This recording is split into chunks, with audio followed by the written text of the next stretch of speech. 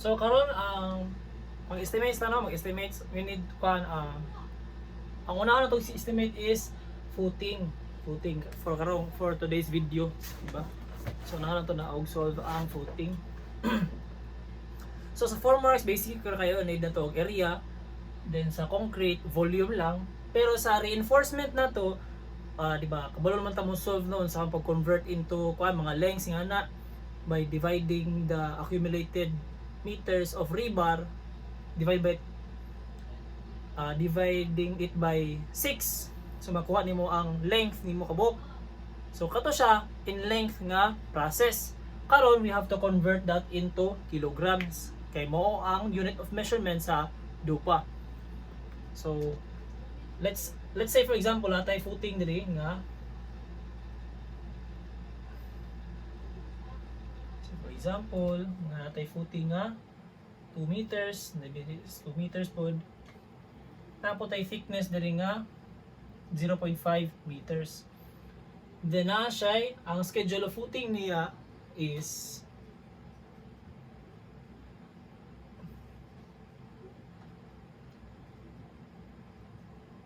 so schedule of footing no. So sa N1 nabot tay N2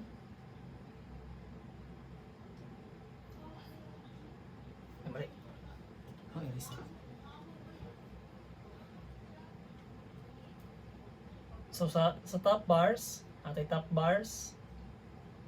Apo tay bottom bars, di ba? Bottom bars. So bottom bars, top bars natay N1, natay N2, same po sa bottom bars.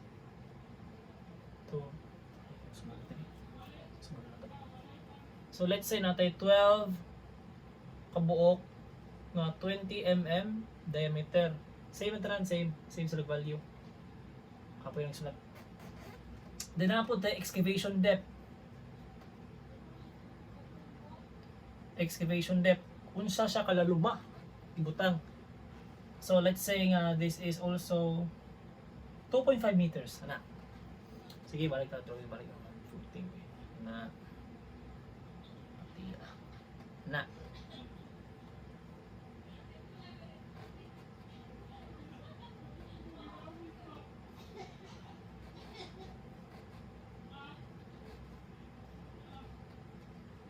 meters na. So una na to ang process is ang formworks. So formworks area. Ang purpose sa formworks is para ma-forma siya og box or kaning any shapes nga kuan such as rectangle nga na gani. Kaya naman tayo mag-combine footing, napatay mga step footing nga na gani. So kani siya box niya siya, malabang lain po. So muna siya na. So formworks area. Unsa man pagkuha sa area? So in terms of top view, ana ang top view sa formworks ana. So let's say this is 2 meters. Same ra gyapon ato lang itanaw in terms of top view.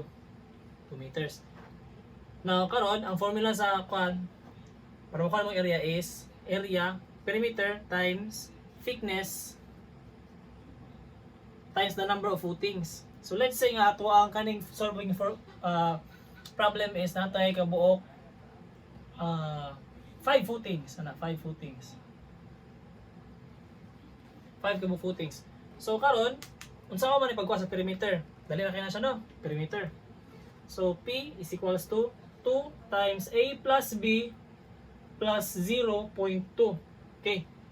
If this is A, kani pud si B, meaning makaingon ta nga AA, BB. So meaning 2A, 2B. So mo na siya kung i-factor out nimo ang 2 na kay 2 times A plus B. Kaning 0.2 ang manigikan. Kaning 0.2 is gikan na siya diri. Ani. Unsa may purpose na niya? Kung mag-formworks ka, need gina nimo og reinforcements, di ba? Kay flimsy man gud ang kwan, ang kaning kwan ba, plywood, gani plywood. So, ang purpose po na niya kung natay mangingani is para kabutangan sa ato ang mga framing para malansangan nato siya para ma-form gud siya og square. Kung di na nimo ma-form og square, although ma-form nimo square pero dili kay siya rigid, inigyabo sa imong concrete ana, buak nita na gyabo ta ng semento nimo, tuwa siya purpose. So, sa estimate kato libro, natay overlap diri para sa ato ang framing which is 50 mm. So if this is 50 mm, 50 pud ni 50 50 pila tanan? 50 times 4 is equals to 200 mm. I-convert nimo na into meters na kay 0.2 meters. Mo na siya ang formula gikan. Okay? So P, solve sa P. So 2 times, ansa man tong A? 2 meters. Then B na to 2 meters gyapon. Plus 0.2. So 4 times to 8 plus 0.2 na kay 8.2 meters. Mo na imong perimeter. Pasabot ana ay imong plywood gigamit is 8.2 meters. Para makuha nimong area na, i-times nimo siya sa imong thickness. So area is equals to 8.2 meters times imong thickness is 0.5 meters times the number of footings. Pila mo footings nimo? 5. Sige. So ito ning calcio 8.2 times 0.5 times 5. Sa formworks nimo magamit na kay 20.5 square meters. O mo na siya di mo edit, so ibutang dito sa imong formworks sa footing. So nga na siya pag-solve, no. Sunod, concrete. So mga pag-solve sa concrete, volume lang. Dali na kayo. Volume.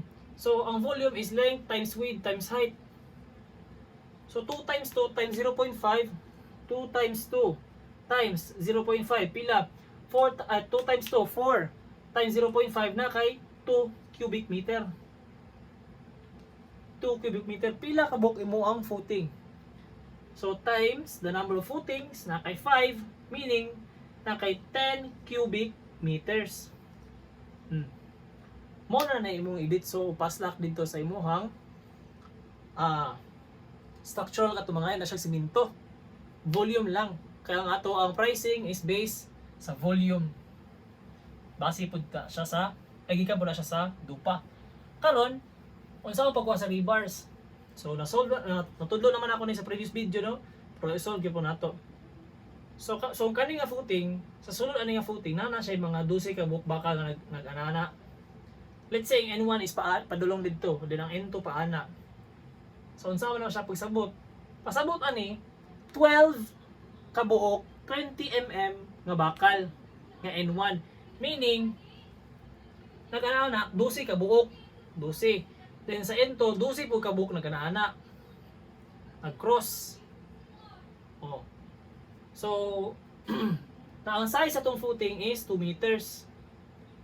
Diba? 2 meters. Mo ni size itong footing, diba? So ang N1 na to is 2 meters ang katason niya sa kada isa times 2 ka buok. So na kay 24 meters na daan sa N1 sa top bar. Sa bottom bars, unsa man siya katas 2 meters. Pila man siya ka buok? 12. 24 meters.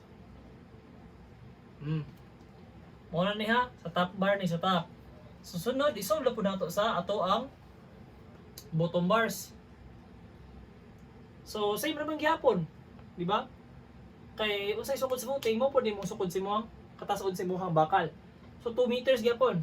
2 meters times pila ka buok? 12. 24 meters. Then sa N2 pila? 2 meters gyapon times 12. 24. So i-sum up na nimo tanan, na kay 96 meters. Sa isa pa lang ni ka footing. What if na kay 5 ka footing? So 96 times 5, 480 meters.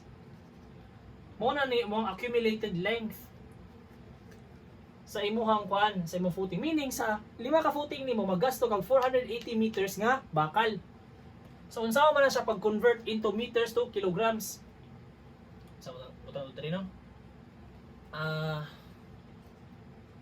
480 meters na. So kamuluta ang bakal is ana ang pormada sa bakal, diba ana? Mo ning rebar na natay kuan diameter. Diameter. So para makuha nimo ana, gamito na to ang formula sa cylinder. Meaning pi d squared over 4 times iyahang length. Oh. Meaning, makuha na itong volume. Na napot ay value nga 7,850 kilograms per cubic meter. So kung isolve ni mo volume, na ma-divide pag siya sa cubic meter, mabilin is kilograms. Muna siya ang answer. Whew. Sige. So natay kuan pi ang ato ang diameter is 20 mm. 20 mm ng bakal. So ang 20 mm i-convert mo og meters. So 20 mm i-convert sa nato into cm. Divide by 10. Then divide by yun og 100. So na kay 0.02 squared over 4 times 384 ay 480 din. Times 480 meters. Unit B. 0.2 meters squared. Ana. Then 480 meters times 7,850 kilograms cubic meter. So kung ato na siya i-calculate, so nasa pi 0.02 squared over 4 times 480 then 7,850. So meaning natay 1,183.75 kilograms.